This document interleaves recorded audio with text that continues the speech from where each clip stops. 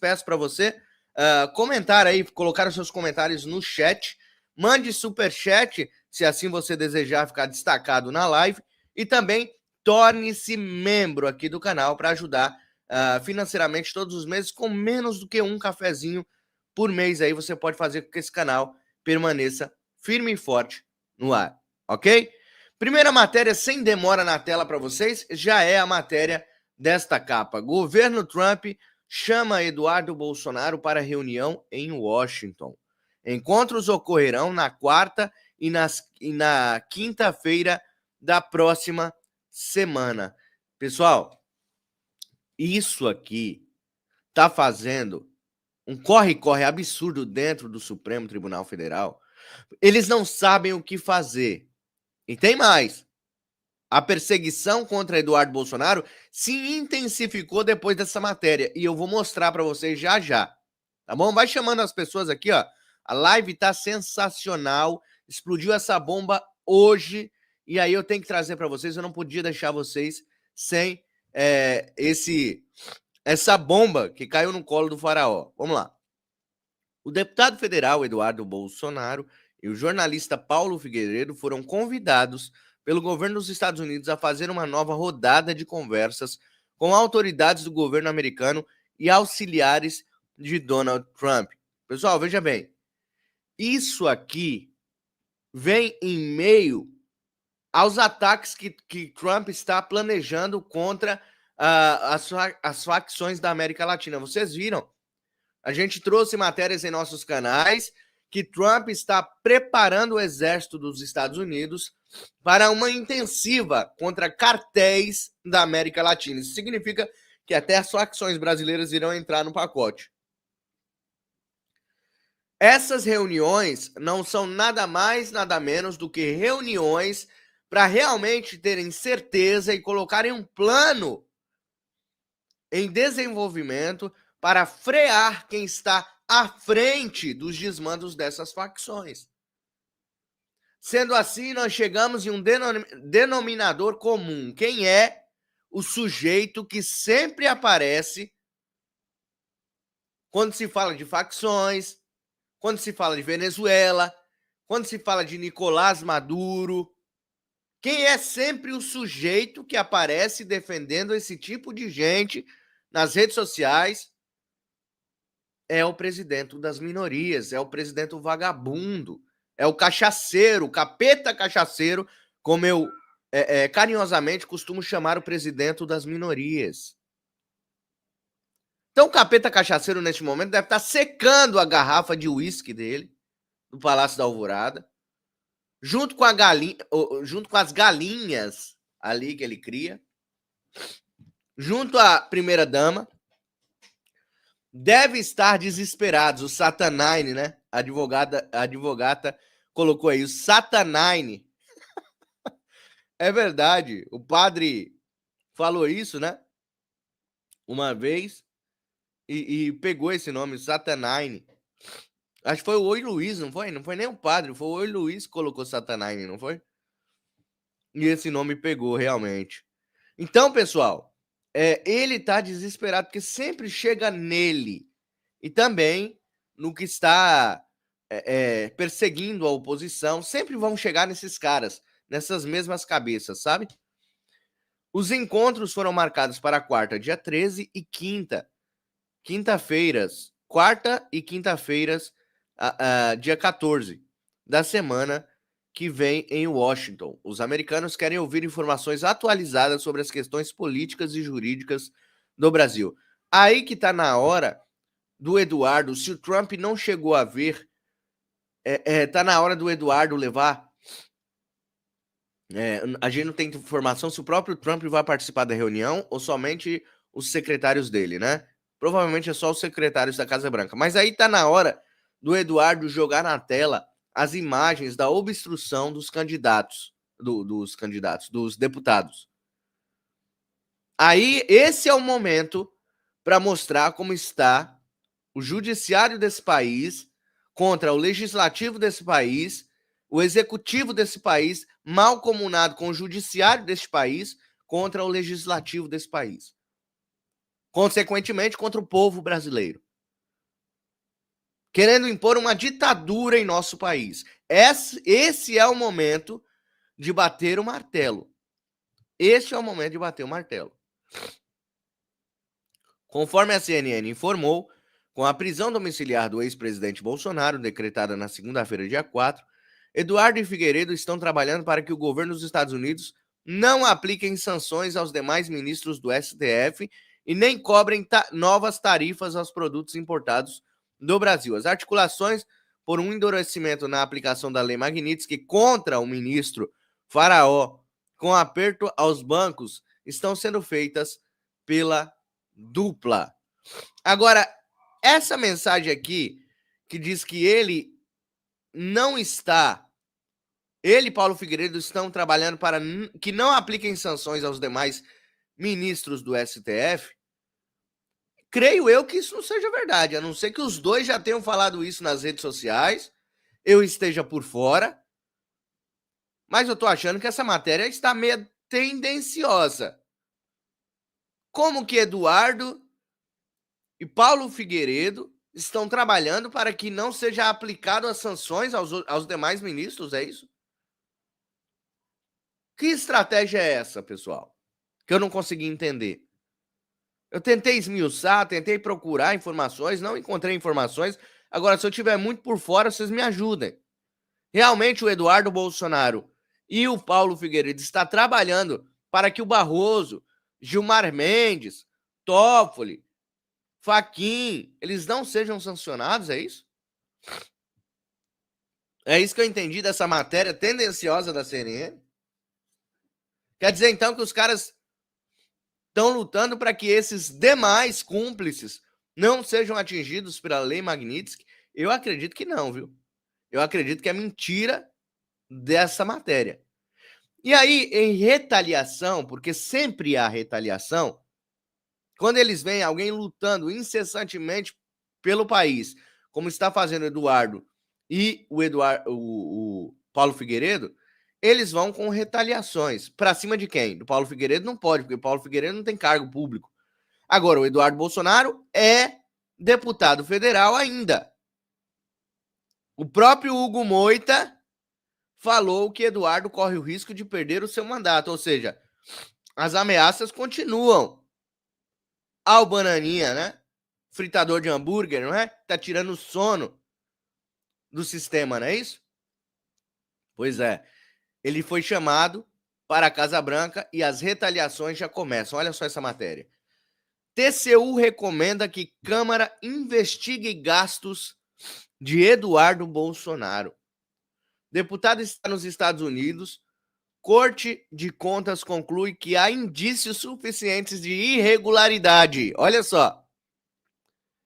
Estão querendo dizer que Eduardo Bolsonaro está gastando dinheiro público lá nos Estados Unidos. Olha como que o sistema trabalha rápido para derrubar opositores do governo. Olha só como o sistema está trabalhando na velocidade da luz para prejudicar Eduardo Bolsonaro. Irregularidades quer dizer que o Eduardo está desviando dinheiro público para o seu benefício próprio, ou seja, corrupção. Eles estão querendo colocar o crime de corrupção nas costas de Eduardo Bolsonaro. E isso é algo inadmissível. Mesma coisa é eleições sem Bolsonaro. Eleições de 2026 sem Jair Bolsonaro é golpe. Nós devemos frisar isso todos os dias. Eleições sem Jair Messias Bolsonaro é golpe contra o Brasil. Frise isso todos os dias nas suas redes sociais. Então há indícios, é isso? Vamos ver, vamos esmiuçar essa matéria aqui, vamos lá. O TCU recomendou à Câmara dos Deputados que apure possíveis irregularidades no financiamento do deputado federal Eduardo, em sua estadia nos Estados Unidos. Ao fim de procedimento, a presidência da Casa deve enviar as conclusões à Corte de Contas.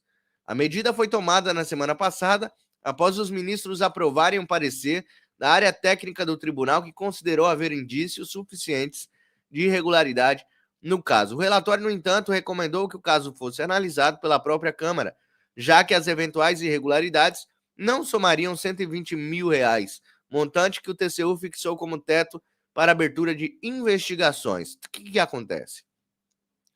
Vocês se lembram que o próprio Jair, pai de Eduardo Bolsonaro, estava ajudando o filho, cometendo um terrível crime. O crime hediondo de ajudar um filho que está nos Estados Unidos, enviando dinheiro. E a imprensa, e os abutres da imprensa, e também o sistema podre maldito foi para cima do Bolsonaro. Você está financiando a estadia do Eduardo lá? Que negócio é esse? Que crime maligno você está cometendo? Ajudando o seu filho? Que é isso? Que é isso? Como diz a Maria do Rosário. Mas o que é isso? E aí, prendem Bolsonaro. Bolsonaro agora está com vários bloqueios. Eu só não sei se o Bolsonaro está com a sua conta bloqueada, mas está sendo rastreado.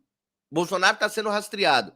Ele não pode mais enviar dinheiro para o Eduardo Bolsonaro, deixando o Eduardo Bolsonaro sem recursos financeiros para continuar nos Estados Unidos.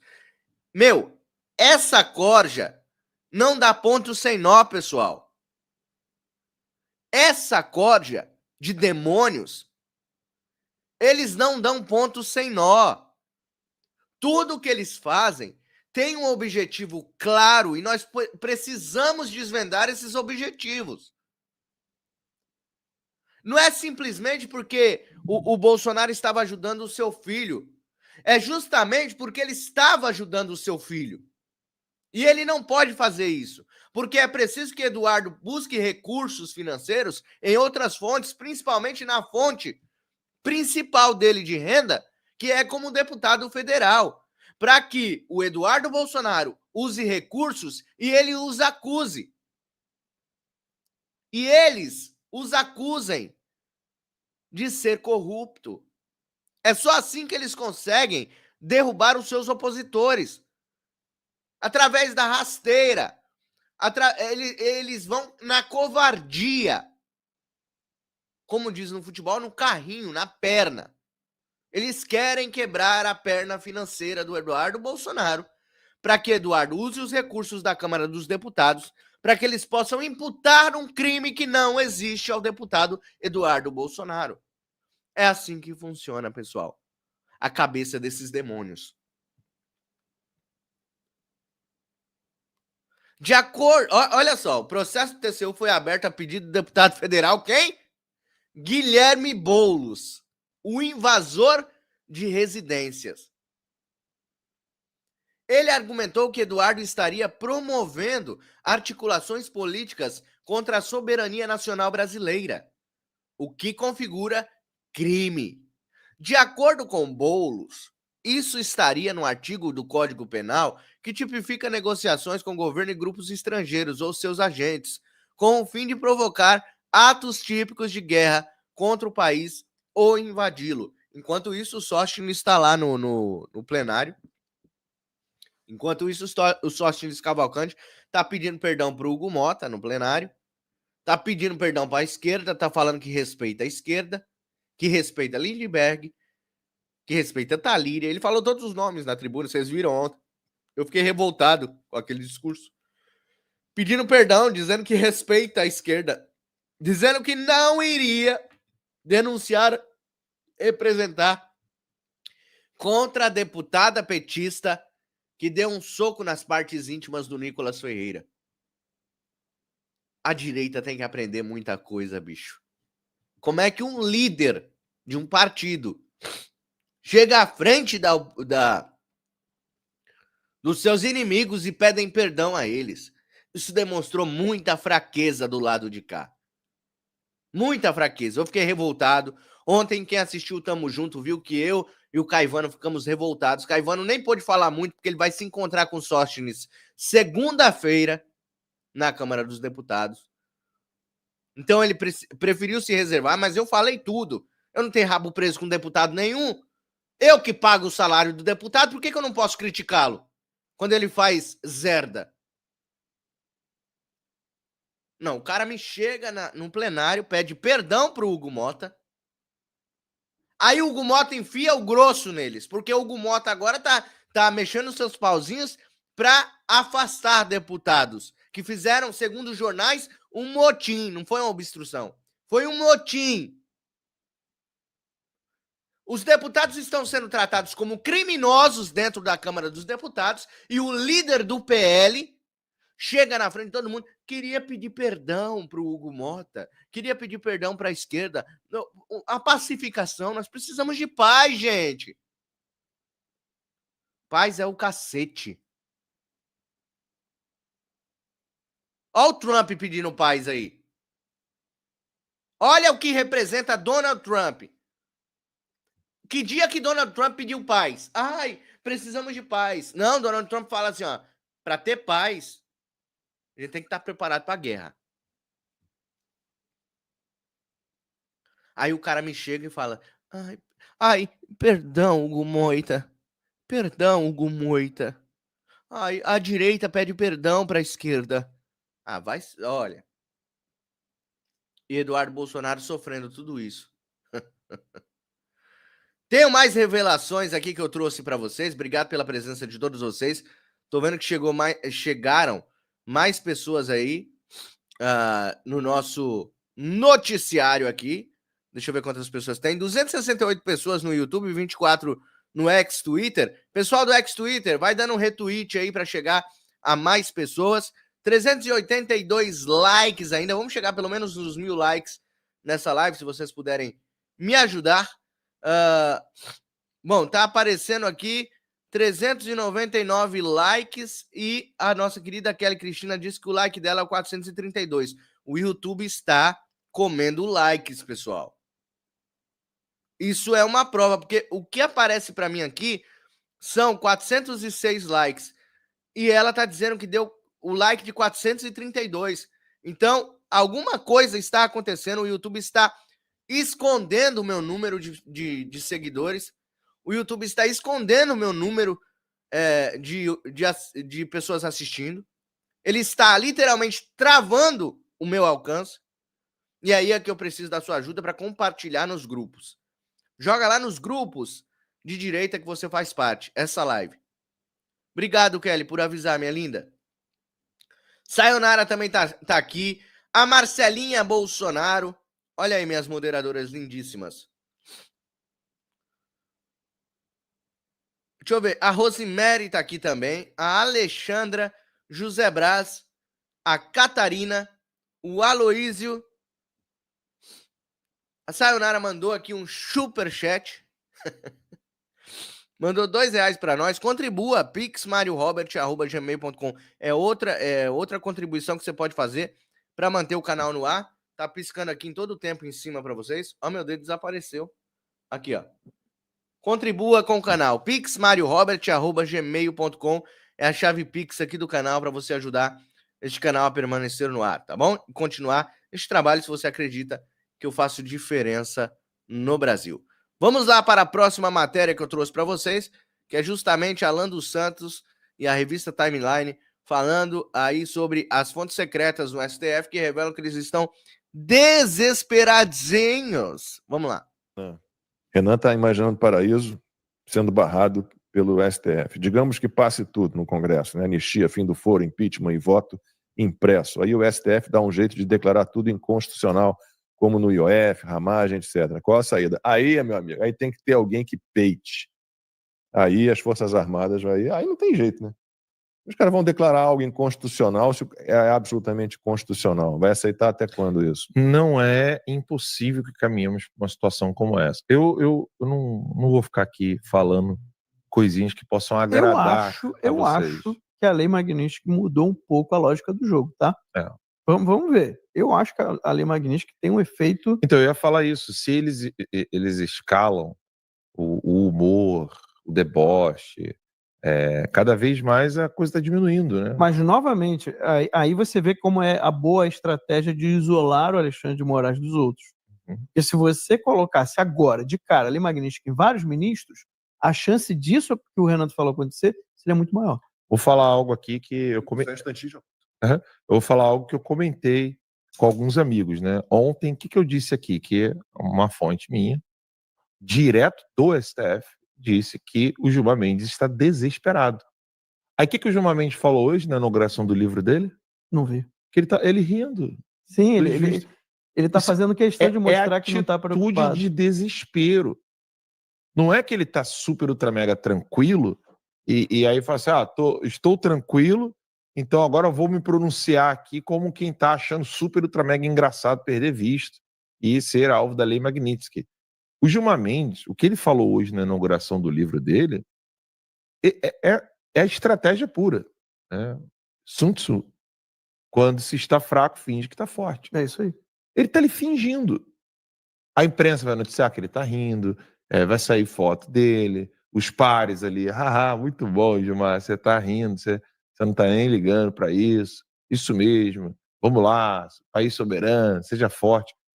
Só que o que eu sei, dadas de acordo com as minhas fontes lá na STF, está desesperado.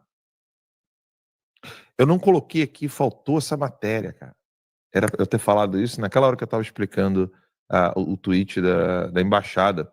A matéria que mostra, se eu não me engano, é o UOL, Poder 360, que boa parte do patrimônio do Barroso está em paraíso fiscal. O Barroso, meu irmão, não passa um Wi-Fi no CU dele. Não passa um Wi-Fi. Porque ele sabe que a lei Magnitsky vai para o paraíso fiscal também. Não adianta, não é só porque não está nos Estados Unidos. É desespero. Aí, ó, empresa, Diário do Poder, empresa da família de Barroso teria filiais em paraísos fiscais. A Telub, que é T de Tereza, L-U de Luna e B de Bernardo, que são os filhos dele, a esposa, filha e filho, esse o nome da empresa dele, Telub, que está aqui na Flórida, ela investe onde há isenção de impostos e falta transparência pública comuns a países democráticos, ou seja, no Brasil, ela não tem muitas informações. É uma empresa americana. Essa empresa dele aí está em paraísos fiscais. Desespero. Barroso está desesperado caso ele venha a ser alvo da lei Magnitsky. Ele e o Gilmar Mendes. Ele não é fonte, é visível. O Gilmar Mendes é fonte, eu falo aqui para vocês. O Gilmar Mendes está desesperado, com medo de ser alvo da lei Magnitsky. Tá? Então, eles falam uma coisa, a imprensa noticia, o que a gente sabe aqui na timeline é que há um desespero total e absoluto por parte dessa gente, achando que vai ficar tudo tranquilo para eles. Não vai ficar nada tranquilo, não.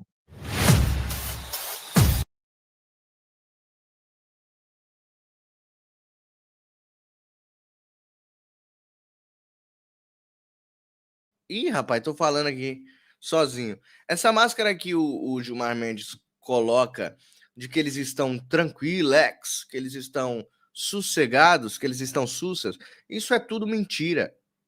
Isso é tudo uma jogada de marketing.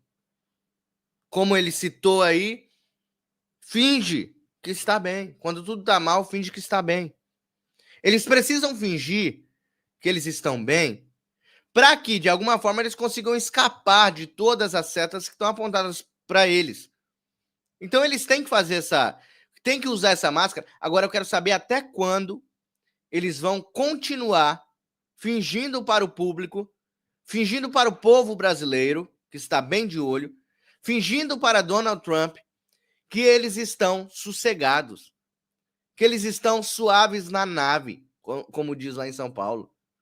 Até quando eles vão conseguir fingir demência, né? Eles vão conseguir dar uma de João sem braço. Há várias expressões que a gente pode usar aqui. Meter o louco, como diz em São Paulo também. Tá metendo o louco. Até quando, hein? Eles vão conseguir segurar sem chorar no microfone. O dia que esses caras chorarem no microfone, numa entrevista, isso vai ser tão legal. Eu tô vendo a hora deles pegarem o microfone para dar uma entrevista e começar a chorar. E aí eles vão falar assim, nossa democracia está abalada, e vai começar a chorar falando de democracia. Só que a gente sabe que eles estão chorando porque a Magnitsky entrou fundo neles. O dia vai chegar, pessoal, em que a gente vai sorrir disso tudo que a gente tá passando. O dia vai chegar em que a gente vai dar risada da cara desses caras. O dia vai chegar em que a justiça divina, a justiça de Deus, vai chegar tão forte que a gente vai ficar abismado. Nós vamos ficar com os olhos arregalados. Caramba! Até há pouco tempo atrás a gente tava falando que esses caras estavam mandando o nosso país. Hoje, a coisa virou. Hoje a coisa mudou. Vocês vão ver. Vocês vão ver. Eu tenho fé que nos próximos dias eu vou estar abrindo lives aqui, falando para vocês, dando notícias maravilhosas sobre tudo isso que está acontecendo no Brasil e tudo que vai acontecer com esses falsos justiceiros. Pessoal, preciso dar um recado rápido para você, não saia daí, chame mais pessoas para a live. Tem muito mais notícias para trazer para vocês. As que vêm agora, eu vou falar aqui sobre a Vaza Toga. Vou falar sobre o Marcel Van Hatten, que disse que é caso de cadeia, a Vaza Toga. Tá? Vou falar aqui sobre Felipe Martins, todas as revelações que apareceram sobre o caso de Felipe Martins. Fica aí, não sai daí não, porque a live tá sensacional. Só preciso dar esse recado aqui, porque eu preciso da sua ajuda neste momento, com Pix de qualquer valor. Mas se você quiser participar do nosso sorteio, que tá aí na tela, sorteio dia 3/9 de 2025, eu vou sortear aqui um terço maravilhoso e um colar feito, produzido pela Sil Menezes, que carinhosamente doou para o canal no primeiro sorteio. Teve uma pessoa que venceu o sorteio e doou novamente esses colares, esse colar e esse terço para o programa, porque pessoas acreditam que esse programa pode fazer a diferença no Brasil, acreditam que o meu trabalho faz a diferença no Brasil. E se você também acredita nisso, me ajude. Eu preciso da sua mão neste momento, eu preciso da sua ajuda neste momento para manter este trabalho vivo e eficaz aqui na internet. Tá? Sorteio dia 3/9 de 2025.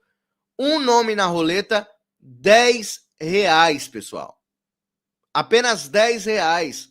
Você doando R$10, você tem direito a uma chance na nossa roleta. pixmariorobert@gmail.com é a chave Pix desse sorteio que eu separei aqui para vocês. Até o final do programa eu vou falar de novo com vocês. Tem aquela horinha que a gente conversa no final do programa, mas eu preciso passar aqui para vocês já irem fazendo a doação e eu faço questão de ler o nome de todo mundo que entrou no sorteio durante esse programa. Tá bom? Então me ajuda, por favor, eu preciso da ajuda de vocês. Eu continuo precisando manter este canal no ar e você pode ser o meu alicerce, tá bom? Por favor, me ajude. Vamos lá para a próxima matéria que eu separei para vocês, que é essa aqui que está na tela neste momento, que é: o jurista diz que revelações da Vaza Toga 2 podem anular os processos do 8 de janeiro. José Massilia explica conceito de eugenia ideológica e compara a prática a regimes totalitários. Vamos ver, então, aqui uma parte da matéria. Massilia chamou de eugenia ideológica como a tentativa de tornar todos iguais segundo um padrão imposto por quem detém o poder. Neste caso aqui, a gente sabe que é o faraó, né? Abre aspas. Eu sou o melhor. Seria a lógica por trás desse conceito que, na visão do jurista, representa uma espécie de visão higienista do Estado e a exclusão de quem pensa diferente. Para contextualizar, ele citou episódios históricos em que regimes totalitários utilizaram critérios de superioridade para perseguir grupos específicos, como na Alemanha do Bigodinho, na Itália fascista e na União Soviética. O advogado relacionou o conceito às informações divulgadas na Vaza Toga 2. A reportagem revelou que réus do 8 de janeiro teriam sido fichados com base em posicionamentos políticos durante o procedimento de custódia. Ou seja, vamos contextualizar aqui, vamos tentar imaginar. O Xandão mandava colocar essas pessoas em fileira, chegava nela e falou: quem você votou? 22. Cadeia com uma pia sem cama, vai lá, dormir no chão. Quem você votou? Jair Bolsonaro. Cadeia, vai dormir perto da pia, vai cagar no buraquinho lá, sem privada, e vai dormir no chão frio. Quem você votou? Bolsonaro. Cadeia, vai colocar na pior cela, vai dormir no chão, sem colchão, vai dormir no chão frio, não quero saber. É isso que acontecia, pessoal. Vocês estão entendendo? É isso que acontecia. As pessoas eram perguntadas em quem votaram. Eu não estou dizendo que faziam fila e fariam isso, né? Mas pode ser que eles tinham estratégia de saber, de pescar em quem essa pessoa votou, só para a pessoa declarar e ser jogada na pior cela. É algo assim estarrecedor, tá?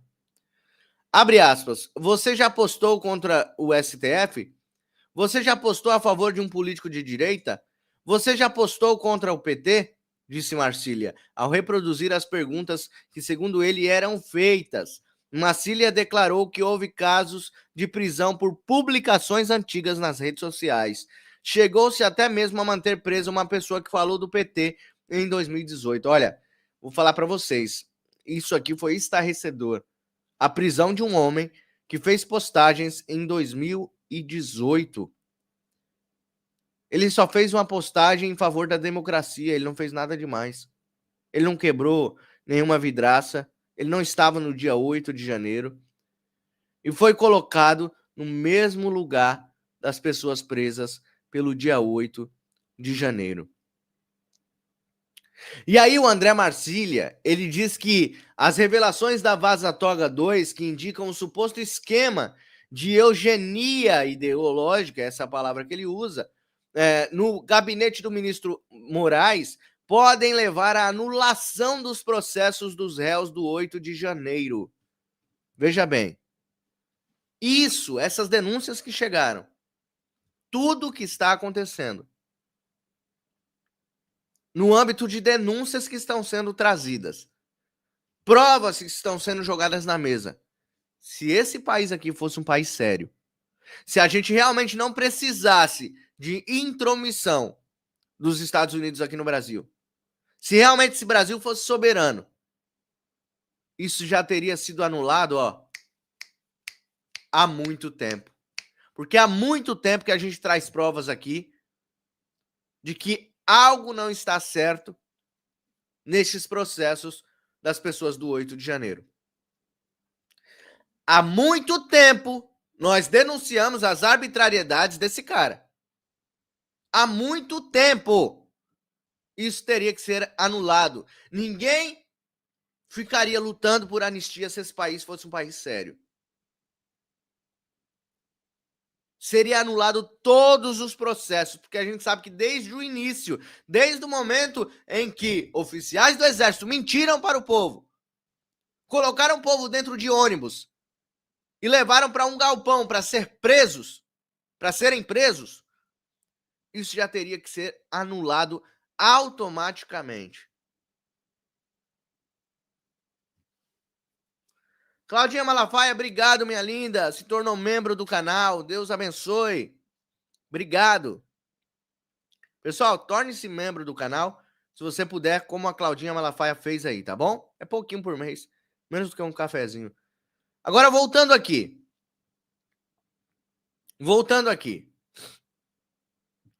Ele fichava os réus, separava os réus, por exemplo. Essas perguntas que foram feitas pelo Marcília, né? Que ele pensa que foram feitas. Você falou mal do PT, você falou mal do STF, o que você fez, tal. Aí separavam por celas ali. Eu acredito que as pessoas foram muito maltratadas. Houve uma tortura psicológica por relatos que já ouvi. E é algo estarrecedor. Marcília afirma que esses processos são nulos, todos eles. E que, se as práticas forem confirmadas, podem configurar um crime de prevaricação. Só que, no entanto, Marcília assim como o Mário Robert, acredita que nada será feito neste âmbito. Nenhuma investigação vai ser aberta. Infelizmente. Mas se fosse um país sério, se realmente tivesse alguém disposto a começar uma investigação incisiva em cima desse cara, em cima das arbitrariedades dele, tudo seria anulado, não precisaria nem aprovar nada de anistia. Seria automático o processo. Linda Gladys chegou aqui, like 562, bom dia, minha linda. Seja bem-vinda.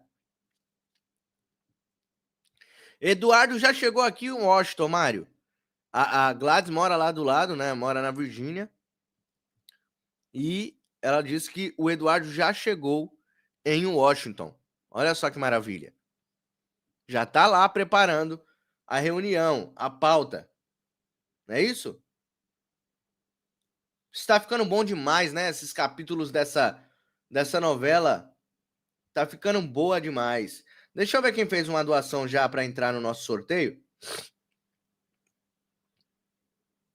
Deixa eu ver quem entrou no nosso sorteio aqui durante essa manhã. Somente hoje. Mas nem foi na live aqui agora. Foi meia-noite. Ela assistiu alguma live gravada. A Sandra Lopes mandou 3 nomes para o sorteio. De madrugada. Um nome é R$10, pessoal. Um nome é 10. Ela mandou 3 nomes para o sorteio. Então ela tem 3 chances de ganhar na sequência. Não perde tempo não. Nosso sorteio tá rolando. Quem puder entrar agora, entre no nosso sorteio para ajudar o canal e também concorra a 2 lindos presentões para vocês, certo? Então, se fosse um país sério, esses casos do 8 de janeiro seriam todos anulados. E aí a gente vem com essa matéria do Marcel Van Hatten. É caso de cadeia, diz Marcel Van Hatten sobre ministros do STF. Para deputado, provas da vaza-toga vão além de impeachment. Eu também acredito nisso. O deputado está falando aí. Pode ser o novo alvo do STF, provavelmente será, depois dessa declaração, tá? Marcel Van Hatten, eu tenho divergências com ele, eu não confio nem um pouco por causa do partido dele, não é nem por causa da pessoa. Mas o Partido Novo não me traz boas recordações. O Partido Novo não me traz boas recordações e não me traz confiança. Se o Marcel Van Hatten um dia sair do Partido Novo e for para o PL ou atrás do partido do Bolsonaro, aí eu consigo confiar no Marcel Van Hatten. Enquanto ele estiver nesse Partido Novo, eu não acredito nem um pouco. Mas, porém, entretanto, todavia, é um cara de coragem. É um cara de coragem. Se o Sóstenes, se o pessoal lá, se os que estão à frente da Câmara dos Deputados, o Zucco, não tivesse afrouxado e acreditado no Hugo Moita, Marcel Van Hatten estaria sentado na cadeira até hoje lá da Câmara dos Deputados. E ele corre o risco de virar o novo alvo. As declarações referem-se ao escândalo da Vaza Toga 2 e tornaram-se públicas depois de apresentação de documentos que, de acordo com a imprensa, reforçam denúncias de violações de direitos fundamentais e uso do sistema da justiça. A lei de abuso de autoridade é muito clara. As anulações de processos no Estado de Direito deveria ter a defesa de qualquer pessoa sensata. Aliás, tem a defesa de todas as pessoas sensatas, disse Van Hatten. O parlamentar afirmou que o Brasil vive um nível de insensatez absurdo.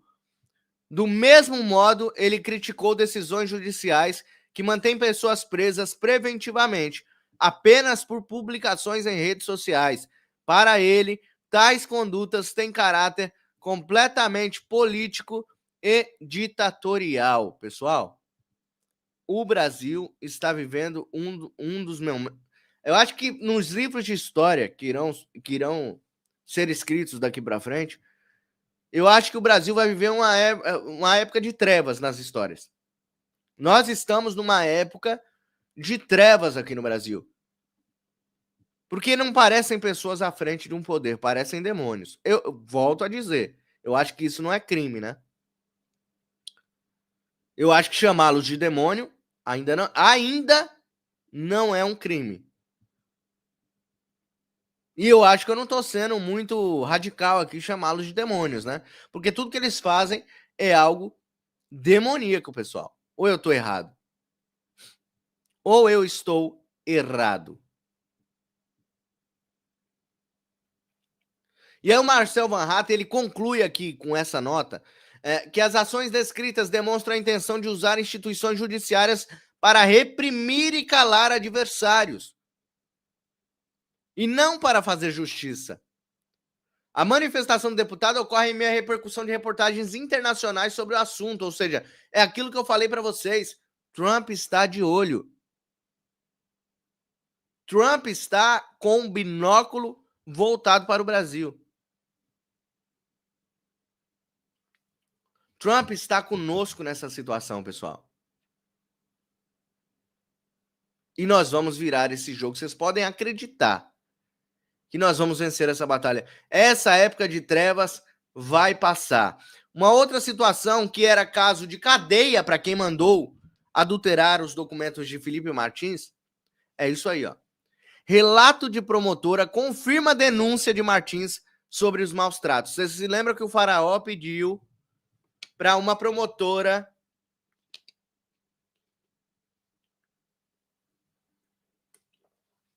Vocês se lembram que o Faraó pediu para uma promotora depor, no caso Felipe Martins, e dizer se era verdade ou não que ele estava sofrendo maus tratos dentro da prisão. Prisão essa indevida, que ele ficou mais de 6 meses preso, indevidamente, e ainda sofreu tortura lá dentro, segundo ele.